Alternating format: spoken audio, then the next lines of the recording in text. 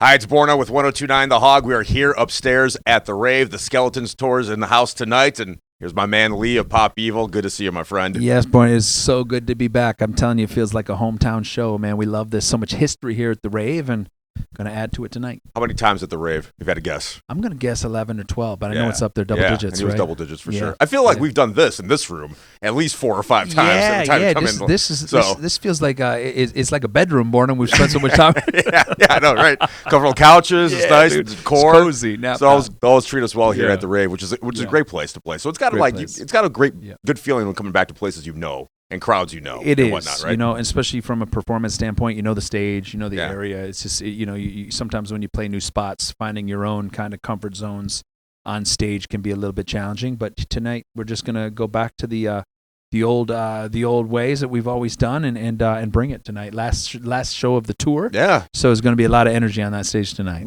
When you come to the end of a run, it's not like you guys take a lot of time off. I know you're going to Europe in a couple of weeks, but when you get to the last night of a set run like this one, what's the feeling for you sitting here? Is it excited to be done and go home for a bit, or it's like you got, like you said, pent up rest, all the energy you got left, you're gonna bring it. It's a mix, right? You're excited, of course, to see your friends and family. Excited to go home for that, but then there's that. Oh man, like I'm gonna miss the band. As soon as we leave, and once tomorrow night hits, we're gonna be missing each other. So it's like that. It comes together, and on stage, it's always the first and last show are a little different than the rest. The energy is just different.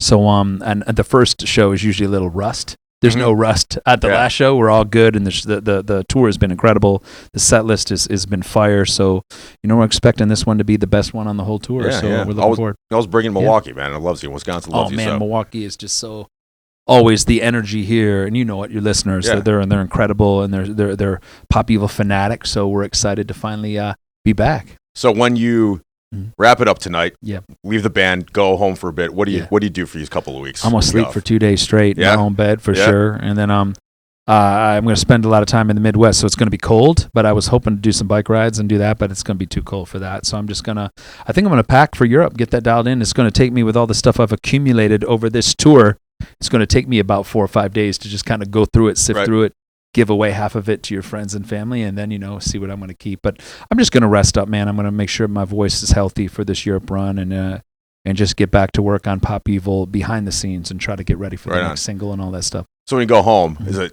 a lot of family, friends always hitting you up? Go, oh man, Leigh, let's hang out. Let's hang out for a second. I know it's hard. You got to say no to sometimes, right? You got to say no. And usually if we were home longer, I would go out with them. But I think that this particular tour, I just got to stay focused. It's just a quick window where we break, and then we haven't been to Europe in so long because of the pandemic that we really want to be bringing our A game there. We want our fans to really get an opportunity to hear not only this new album, but our last album as well. They haven't had a chance to hear that stuff live. Yeah, and at therave.com where you can see the shows, it's often got the history of it. Right. And here's the Pop Evil shows. I'm like, was that one? At that one? Yeah. January 2020, right before it all shut down, we were hanging out. Here was the last time we did this here. And it's funny you say that, because that was literally our last show before the pandemic shut down. So that was the last show of our memory. It was sold out. It was packed. It was such an insane, such a energy-filled show that one resonated with me for 2.5 years after it. So I always look back, or I would be like, man, are we going to play another show? Right. If it is, what a way to go out here at the rave. But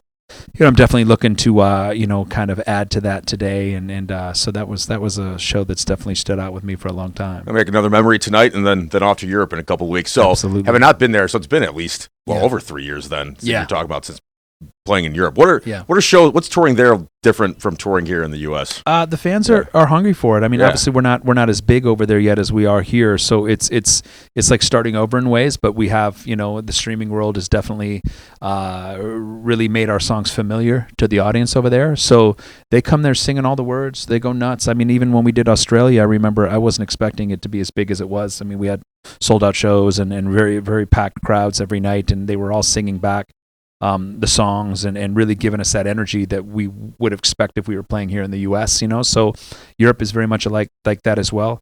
I feel like every time we go over there's that many more rabid Pop Evil fans that are ready to throw down with us, and it'll be interesting though. We haven't been over there since I want to say 2018, 2019, so it's been a minute. So I'm kind of excited to see, but I know tickets we're doing real well, and we're excited now to just get back there with everyone, and just we're going to do headlining so we can play a little bit longer, do our thing, and then hopefully next summer, maybe get back over there for the festivals and stuff. But it's different, but it's different in good ways, and definitely the way they appreciate their metal and hard rock music is bar none. It's awesome. You get any time to do any sites? You go to the UK for a little run? Squeeze in anything? I'm gonna try. What do you want? What do you want? You got to get to one thing. What are you thinking about doing? I've been many times, but I mean, every time you get to the UK, you try to see something different. Maybe there's a pub, but obviously London, I'll go to my same spots I always do. I love some of the stores that are just exclusive to London. Paris, same thing. Go to some of those spots. If we have off days, which I don't know the off days, then you go do more of the tourist stuff, and you can do the museums and stuff. Usually on show day, it's tougher to do that stuff because then you're in and out, and you're paying all that money to go tour, and then you got to worry about getting. Last time I was in Paris, trying to get Ubers was very, very tough. So it'll be interesting to see if transportation's gotten a little bit easier post pandemic. But I've heard that though. Somebody that just went. Somebody on the Hawk staff, Mindy on the Hawk staff said it was tough in Paris because it was really tough. Everyone's on strike and there was nobody working to do anything. Nobody wanted to do nothing. So. But I it'll be interesting. Anything you get to see is always a bonus. But I'm looking forward to just kind of getting in those basically backstage dungeons that they are in these crazy awesome venues that are Europe, and just bringing it with our with my band fam and just doing it. So I mean I'm open to it, but we're ready to throw down. We're definitely serious about getting back over there and making our mark in Europe. Skeletons, the new album from Pop Evil. Congratulations! It's out now. Thank you so much. Heaviest record you've made? I mean, I would say so. Yeah. I mean, Onyx. It was on that same path when we wrote Onyx. I mean, my dad had passed away between the second and third album. Onyx was written, and then of course with the pandemic, there was a lot of pent up aggression and anger and frustration. And I think it came out this album, and I think that obviously we know who we are more as a band. We really wanted to really focus on creating that identifiable sound for the band that we've kind of been.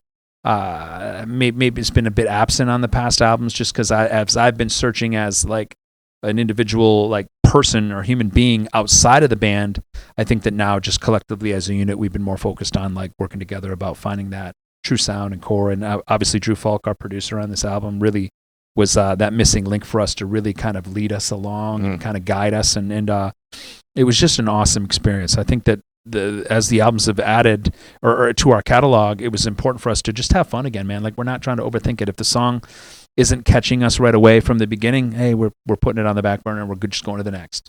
And when we're smiling and really getting excited together, those are the songs we wanted to put out. And as you get to the back end of this new album, Skeletons, you get some of those collaborations that we were just having fun with. Yeah. And it was just like, look, man, it feels good. Let's put it on the record. See what the fans think. Yeah, because pretty ferocious to start. And I like listening to stuff from top to bottom because there's a story or a methodology to it. So I just like to take that in rather than shuffling and skipping around. You go really, really heavy, ferocious. You got to back off a little bit in the middle there, and then those collabs are fire, man. Those are good stuff. How'd you hook up with like Devour the Day and like those guys that you did some of the songs with? Yep, Devour the Day is Joey and Blake. Joey's now in Pop Evil as well, so he's definitely still doing his Devour the Day and Egypt Central thing, and he partners with Blake Allison, who's the singer of Devour the Day, and they've both been around during the pandemic. We brought Blake out when we brought Joey out to just kind of just hang with us, sing with us, help us internally. He's a producer, so he's a technician with the technology that is behind the scenes, and just kind of getting our equipment dialed in right was something that we needed to do. We've had the same equipment since we got signed, so some of this stuff's outdated. It's a little bit beat up, and trying to find people that know what they're doing is not always easy because we're focused on just touring and grinding. So Blake came in, and in the process, he wrote the song called Wrong Direction, and he wrote it for another band. I had heard it, and I was like, no. You can't give that away. I got to have that song. I want to do it. And not only do I want it, I want you to sing on it with me. Because I think our first tour we did, which we came through here, Wisconsin, was with Egypt Central, and Joey and Blake were both in that band. So they brought us on our first tour. So having Blake on the song and Joey, it was just an opportunity kind of for me personally to give an ode to our past and where we came from. And just a great song. And how it came to be was just very natural, organic. And then Zillion, been working with Zillion for a few years, and he wanted me to do a song on his album, and I was like, look, if something comes up, maybe you can drop on our album too. And this song called Raging Bull, it just seemed like the perfect opportunity for him to drop on the song. And when he laid it down, it was just a no-brainer. It was like, wow, this is great, let's run with it, and then Fit for a King with Ryan Kirby, we got done kind of with the album, and we're like, look, how metalcore? I remember sitting with Drew, I'm like, how metalcore can you get Pop Evil? What would it sound like, and then we drop Dead Reckoning, and that was written by, the original riffs are Joey and Blake, so Joey had called me late in the process. He's like, hey, I got this riff that I wrote for Pop Evil, like, what do you think? And I flipped. I was like, I love it, let's just roll with it. It just reminded me of like kind of a blend of new school bounce, but at the same time it had that old, like kind of old school, like Egypt Central, Pop Evil, early days kind of aggression that we loved. And got in with Drew, dropped the parts, and I'm like, something's missing, Drew. He goes, let's send this to Kirby, see what happens. And Kirby, literally in 24 hours, he had his verses done, packed, and we were just like, jaws hit the ground. I'm like, wow, that's done. Let's just put it out. Let's wrap it up. So again, we weren't overthinking it, man. If we were having fun, it felt like we were kids again, and all these opportunities were all at the horizon. I think that coming off COVID, it was important for us to just not overthink things, man. We were so grateful to just be back doing what we love, that I think that energy, even though there was confusion, aggression, and we were, frustrated with the whole pandemic, but I think there was an opportunity for us, at least in this band, where we all were kind of like supporting each other, like lifting each other, a lot of positivity around each other. So we were open to being creative. We weren't trying to put like, hey, we're going to write in this zone, let's write everything like Eye the Storm. It was like, no. And Drew was doing the same thing. It's like, look, we already have Eye the Storm, we have Paranoid on this record. What can we do to add this to make this a real special album? And I mean, I think that from the band to our producer to the management, it was just everything was clicking. And hopefully this is, a step in the right direction for us, just growing this band and continuing to work our way to become more of a headliner. Can't wait to hear the new stuff tonight, man. Love it. Can't Skeletons, wait grab it. Pop Evil at the Rave tonight. Leigh, my man, good to see you. I can't wait, man. It's great to be back, man. Let's do it on stage tonight, the Rave. Looking forward to it. It's 102.9 The Hog.